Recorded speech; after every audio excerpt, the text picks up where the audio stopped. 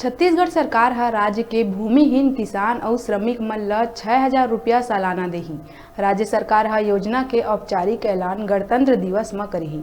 योजना ल लेके सीएम भूपेश बघेल ह बताइस के सरकार घोषित रकम लाभान्वित मन ल 3 किस्त म देही।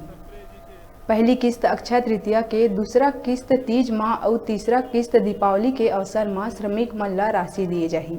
मुख्यमंत्री हे योजना ल लेके कहिस, जेन श्रमिक मन कना 1 डिसमिल भी जमीन नहीं है ऐसे लोगन ला चिन्हांकित करे गही वो ये योजना ले लाभान्वित होही। सीएम ह कहिस के हमार नेता राहुल गांधी ह कहे रहिस के ऐसे लोगन बर एक योजना बनाना चाही।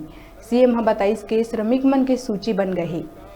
बजट में हमन ये योजना बर 600 करोड़ के प्रावधान रखे हन।